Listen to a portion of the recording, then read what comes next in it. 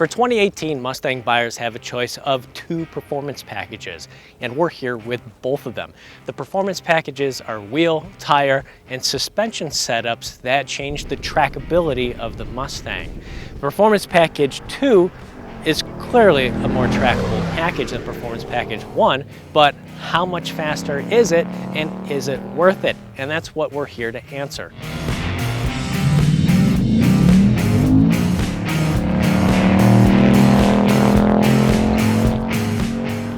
The biggest difference between the packages isn't horsepower, because they're identical at 460 horsepower, but you see the big difference in the wheels and tires. Performance Pack 2 wears 1.5-inch wider wheels front and back with track day competition Michelin Pilot Sport Cup 2 tires. The Cup 2 tires are one intensity level up from the Performance Pack 1's Pilot Sport 4S tires. The Sport Cup 2 tires are wider, stickier, and with fewer tread blocks are more suited for track duty than street duty. The tires on PP2 are matched with stiffer suspension components and standard fancy MagneRide shock absorbers. These are the trick shocks that use electric current to alter shock fluid viscosity for varying stiffness. The parts that are on the car are essentially if you had a Mustang, wanted to go faster, and threw these kind of parts on. Stiffer, wider, stickier tires. The money shocks are optional on PP1, which our tester was equipped with, but they're fine-tuned in PP2 along with quicker steering tuning, unique anti-lock brake, and stability system tuning.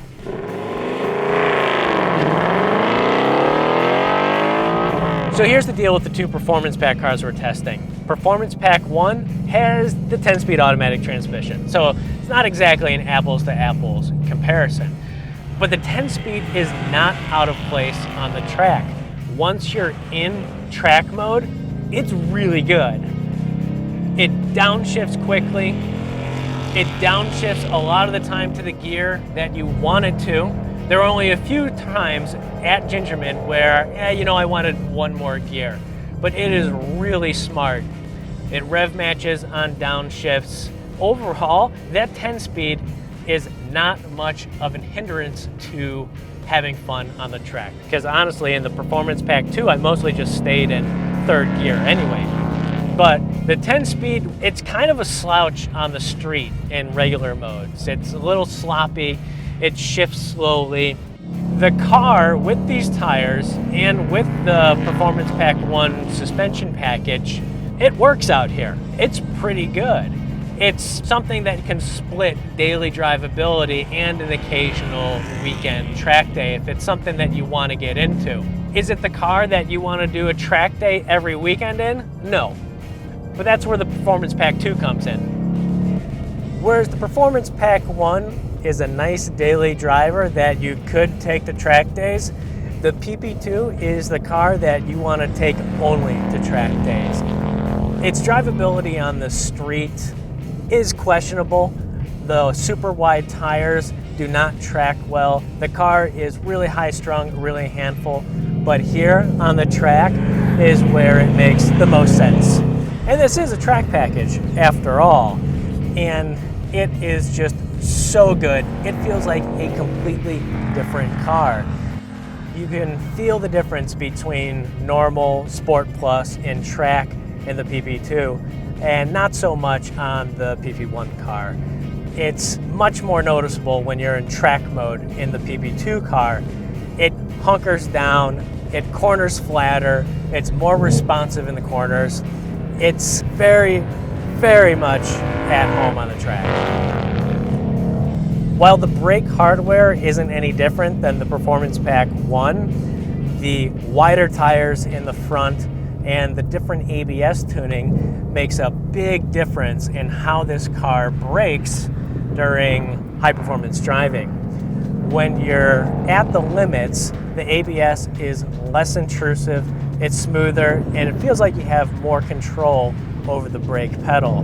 The PP1 car is a little erratic under braking, and that's something that these super wide tires and that ABS tuning has smoothed out completely. For Cars.com comparisons, we always invite an in-market consumer to help us judge these cars. but that didn't seem quite appropriate for the Mustangs. So we have Holly Heiser from CGI Motorsports with us, who is an instructor for high performance driving, and she is the Gingerman track ace. She has many miles and hours here in various vehicles, so let's see what she has to think about the differences between these two Mustangs.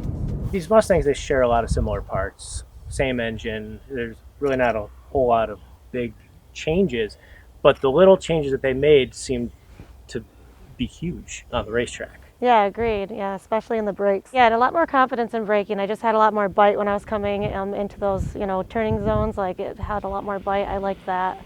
And yeah, having an automatic versus a manual was interesting, but Yeah. it was good. I really liked the manual, but I thought that the automatic worked really well for what it was. I didn't have a lot of problems. I wish it would have downshifted, like when I came out of the corners into the straights, one more gear, but otherwise they felt pretty good. So this Performance Pack 2 car is $46,000. The PP1 that we have is a $52,000 Mustang. It is the nicest Mustang that you can buy, right? It has the leather heated and cooled seats and the automatic transmission, the optional Magna Ride suspension, and it's a very expensive Mustang.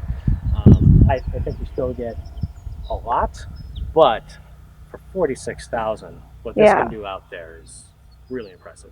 Yeah, if you want a car that you're going to actually be driving on the street and then be able to take it to the track, do some laps and drive it back home, this is a really good value, I think. And this one would be good too. It's just a little bit more money.